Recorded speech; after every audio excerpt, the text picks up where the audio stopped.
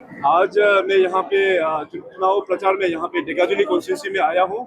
और आज का प्रोग्राम जो है बहुत ही स्पेसिफिक एंड वेरी स्पेशल है, क्योंकि आज का जो कार्यक्रम है खास करके हमारा युवाओं के साथ में ये कार्यक्रम डिज़ाइन किया गया है हमारा भारतीय जनता युवा मोर्चा के ज़रिए से। तो आज मैं यहाँ पे देखा कि बहुत ढेर सारा फर्स्ट टाइम वोटर्स आज इस प्रोग्राम में शामिल हुआ है और बहुत सारा इस डेगाजुली के जो यूथ है वो लोग इस कार्यक्रम में शामिल हुआ है।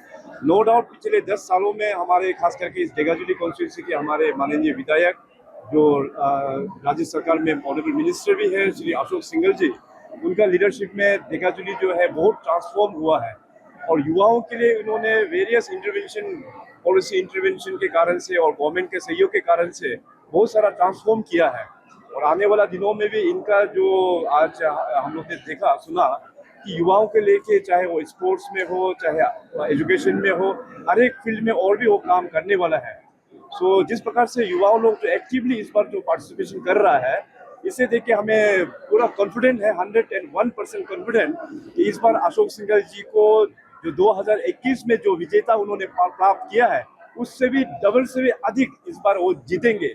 सो सभी मैं मीडिया दोस्तों, आप सभी चैनल के माध्यम से खास करके हमारा डेगाजुली कॉन्स्टिट्यूंसी के सभी हमारे सीनियर सिटीजन्स, माता पिता, सभी भाई बहन, सारे दोस्तों को अनुरोध करना चाहेंगे कि जिस प्रकार से माननीय प्रधानमंत्री मोदी साहब ने इस देश को आगे बढ़ाया है, पूरे नॉर्थ ईस्ट और अपना असम को आगे बढ़ाया है, और डॉक्टर हेमंत बिश्व शर्मा पिछले 5 वर्षों में असम को पूरा टर्नओवर करके आगे इतना तेजी गति से आगे लेके जा रहा है, वो केवल असम के लिए ही नहीं बल्कि हमारे पूरे नॉर्थ ईस्टर्न रीजन में उसका एक इम्पैक्ट, पॉजिटिव इम्पैक्ट पड़ता है। आप सभी से हम मेरा ये अनुरोध रहेगा कि अप्रैल 9 तारीख को आप सभी लोग अपना मतदान केंद्र जाके भारतीय जनता पार्टी का बटन को आप लोग प्रेस कीजिए। आने वाला 5 वर्षों में जो बीजेपी सरकार ने, बीजेपी पार्टी ने जो मैनिफेस्टो आसाम में अभी रिसेंटली जो जारी किया है, उस मैनिफेस्टो के आधार पर भारतीय जनता पार्टी अपना एक कमिटमेंट के साथ में लेते हुए काम करेंगे। देखिए वो अभी जब ये अनफॉर्चुनेट इंसिडेंट हुआ तो केवल अपना असम या नॉर्थ ईस्ट नहीं, पूरे देश का सेंटिमेंट इसमें जुड़ा हुआ है। और honourable chief minister Assam doctor Hemant इतना प्रोएक्टिवली हो, इतना काम किया हुआ है इसमें। अभी मैटर जो है ऑलरेडी इन्वेस्टिगेशन में भी है, I think matter is under court, high court में भी पड़ा हुआ है।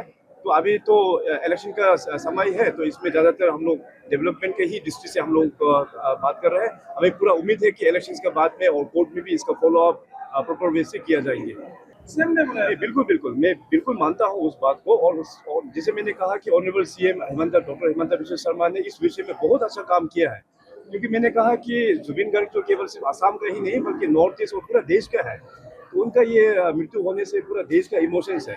तो ऑब्वियसली अभी मैटर जो कोर्ट में चला जाता है, कि कोर्ट जो है फिर सरकार के कंट्रोल में नहीं रहता है, ये आप सब लोग जानते हैं।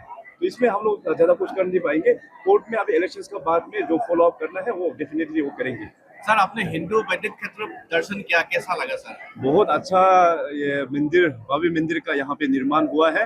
मैं अशोक सिंघल जी और उनका पूरा टीम और डेगाजुली कौंसिल सभी को बहुत बहुत बधाई देता हूँ। वहाँ जाके बहुत ही मन को शांत मिला है। बहुत बढ़िया जी।